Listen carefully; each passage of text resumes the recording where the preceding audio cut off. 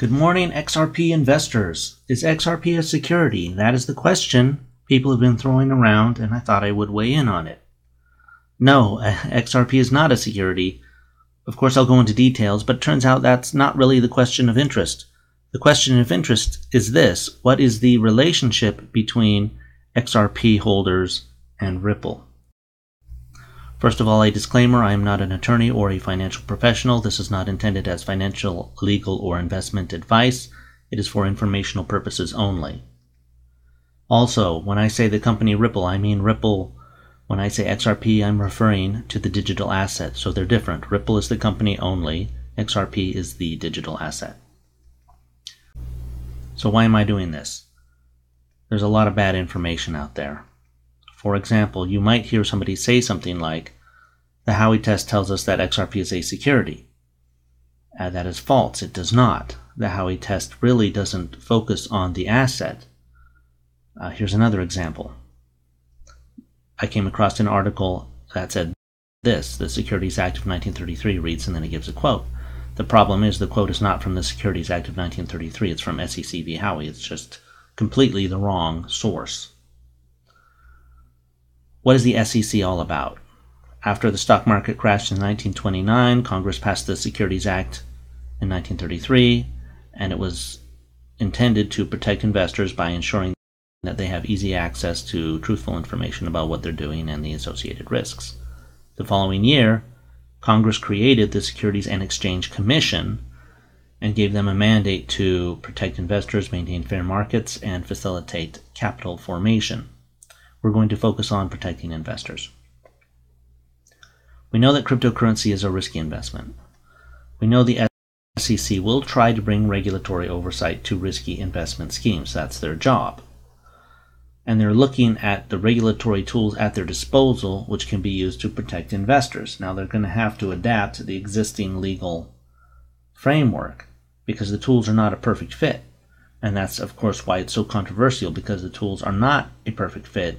You can say it is, you can say it isn't, and go back and forth. And finally, they're looking at substance over form. They are more interested in the fact that cryptocurrency is a risky investment scheme and in protecting the public, and less about the technical arguments. So in other words, if it looks like a duck, it's a duck. You can call it a goose, it's still a duck.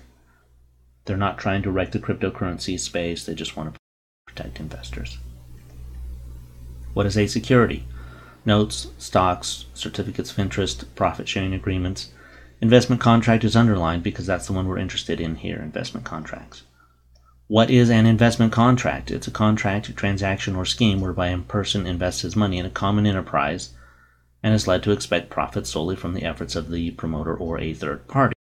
That is also SEC. That is from SEC v. Howey. And finally, investment contracts tend to be novel, uncommon, or irregular investments. It's not like this straightforward thing where you buy a stock in a company and you now have partial ownership. It's this sort of weird, odd duck type of investment scheme. So is XRP a security? William Hinman, who is the director of the Division of Corporation Finance at the SEC, gave a speech at the Yahoo Finance All Markets Summit, and in this speech he talked about cryptocurrency and securities laws. Now, before I get into that, I want to talk about the Division of Corporation Finance. They exist to ensure investors are provided with good information, to provide interpretive assistance to companies, and make recommendations to the SEC regarding new and existing rules. So, a very important division.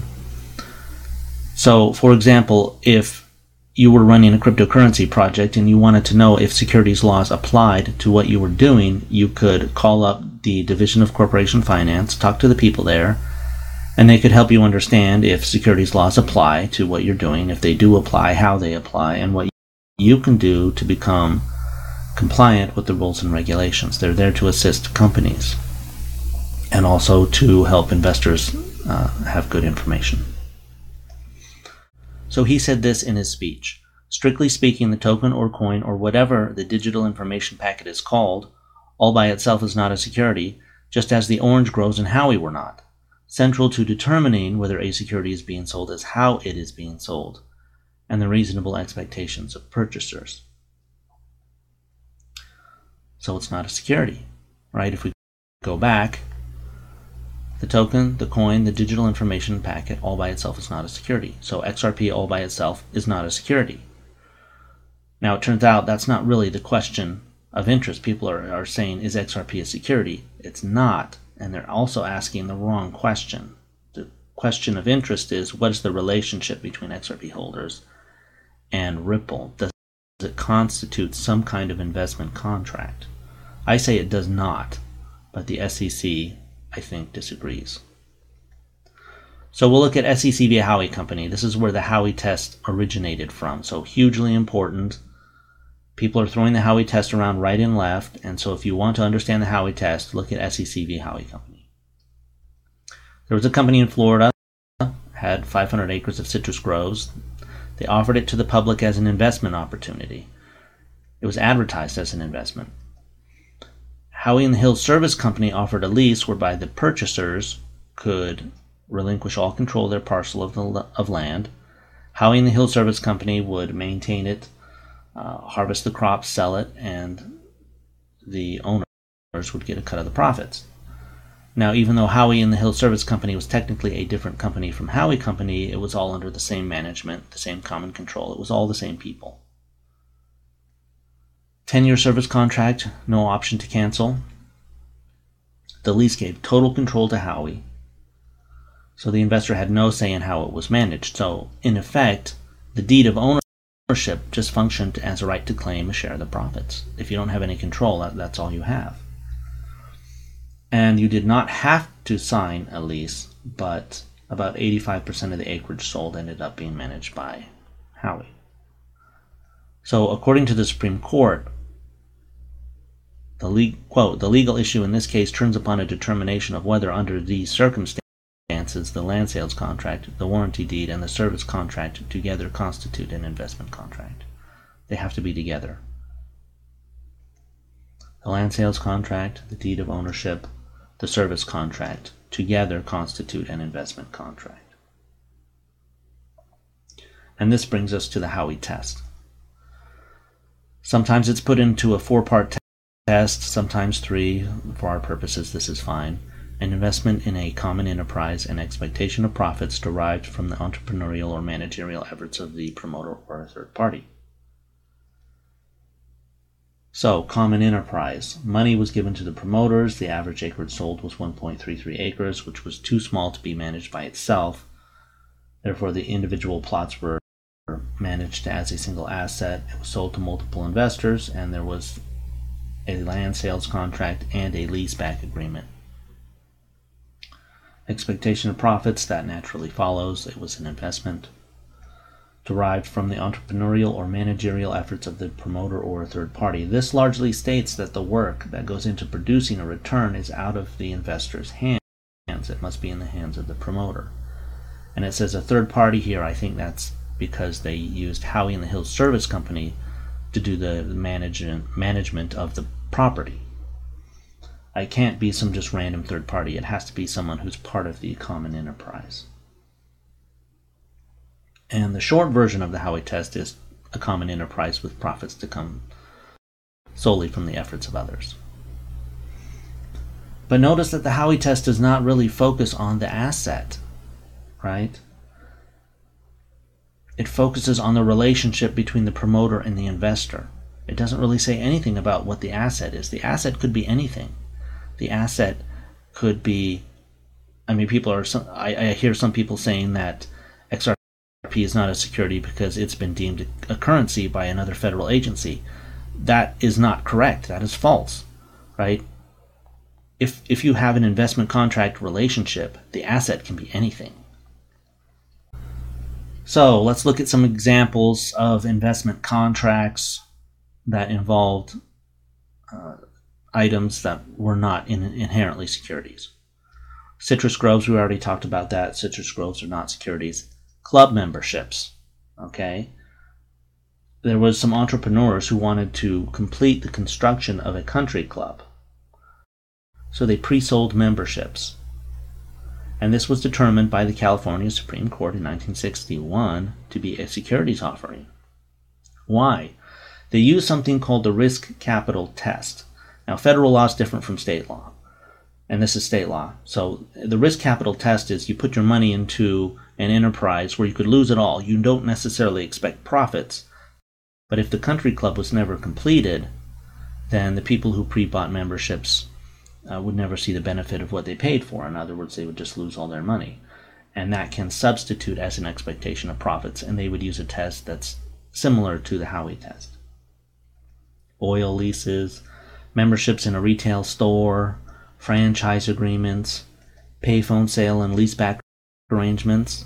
So back in the day when they had payphones, you could buy a payphone, lease it to some company, they would manage it, maintain it, people would use the payphone, they'd put money in it, and you would get a cut of the profits. So it's just like the Howey test or the Howey company arrangement, except instead of citrus groves, it's payphones.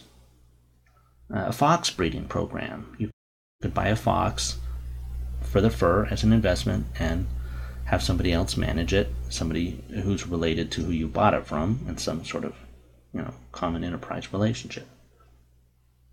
But this just illustrates that it's not really about the asset. The asset can be anything, right? It's about the relationship between the promoter and the investor. So how might this apply to Ripple? Okay. Now, when I say how might this apply to Ripple, I'm talking about people who buy XRP directly from Ripple. Okay, not on the secondary market. So we have expectation of profits, profits from the work of others, and a common enterprise. So is there an expectation of profits? Probably. Probably most people who buy from Ripple expect profits. From the work of others, yeah. Most of the people are relying on Ripple to develop the XRP ecosystem. Common enterprise, that's a tough one, but I would have to say yes, it does satisfy the common enterprise requirement. Now, sometimes in the Howey test, the profits from the work of others and the common enterprise requirement kind of get a little conflated. But we know that Ripple sells to multiple investors, and it has retained a lot of XRP for itself. So if the value of XRP goes up, both the Ripple and the investors profit. The investors are reliant on the expertise and the knowledge that the people at Ripple possess. Probably most of the investors are not developers. They're not developing software. Maybe some of them are, but they don't all have to be developers. If some of them go into it for profit, that's enough. And investors' money goes into developing the XRP ecosystem and maintaining the company Ripple. So it looks like that people who purchased XRP directly from Ripple are in some kind of investment contract relationship with Ripple, and that is a securities offering. Now, how might this not apply to Ripple? Well, Ripple deals with qualified investors, not the general public. Now, a qualified investor, you have to make at least $200,000 a year or have at least $1 million of value. And that's not me. I'm not a qualified investor. But it turns out that if you deal only with qualified investors, the securities rules are a little more relaxed. So this might end up being a non-issue. If they deal only with qualified investors, it might end up being not a big deal. But what about the secondary market? What about XRP purchased on an exchange? And this is the big question that will affect a lot of things and a lot of people. I bought my XRP on an exchange. Expectation of profits? Yes, I have an expectation of profits. Profits from the work of others? Absolutely. Common enterprise? I say it fails the common enterprise test. Okay? There's no common enterprise relationship between, at least I don't feel like there's any common enterprise relationship between myself and Ripple. There's no contract. Why? Well, I bought my XRP on an exchange, and how does that work? Well, there's somebody on the exchange who has some XRP they want to get rid of, and I want to buy some XRP, and the exchange facilitates that transaction. There's no contractual relationship between the buyer and the seller. So there's no common enterprise. There's no contractual relationship between myself and Ripple. And so I say there's no common enterprise. So here are some other considerations. There's no contract between myself and Ripple, like I said. Ripple's not using my money to do anything. And even if the SEC says there's some kind of investment contract there, I think it would have to be tested in court because there is no contract. And the SEC can't create a contractual relationship where none exists. Therefore, a judge would have to intervene because only the courts can say if there's some kind of enforceable relationship, and I say there isn't. And even if it is upheld in court, this won't affect the international markets. It will just affect what goes on in the United States. And it will also not affect XRP's utility. Mr. Hinman, in his speech, made it clear that if you buy a digital asset to use it for its intended purpose, it's not an investment. If it's not an investment, it's not a security, and securities laws don't apply. So you could use XRP all day long to do remittances, and you don't have to worry about the securities laws, right? If you use it for remittances, it's not an investment. If it's not an investment, it's not a security. Now the SEC will focus on the relationship between the investor, people like me, and the promoter Ripple. In other words, reliance, right? People like me are relying on Ripple to develop the XRP ecosystem, promote it, get people to start using XRapid. And so there is that reliance, and they're going to say that's some kind of common enterprise relationship. But Congress might get involved, the ecosystem could change. Other companies are starting to jump in and develop using XRP, and that will certainly make the common enterprise requirement harder to pin down. And so if it's decentralized enough, if the development and the use of XRP in the business world is decentralized enough, then the common enterprise requirement will certainly fail, and it could cause the SEC to conclude that buying and selling XRP is not a securities offering. So in summary, XRP is not a security. The Howey test focuses on relationships, not on assets. Ripple's sale of XRP is likely an investment contract, but probably not an issue. XRP purchased on the secondary market fails the common enterprise requirement, but the SEC would probably not agree. And the ecosystem could change. Thanks for watching. Leave a comment below.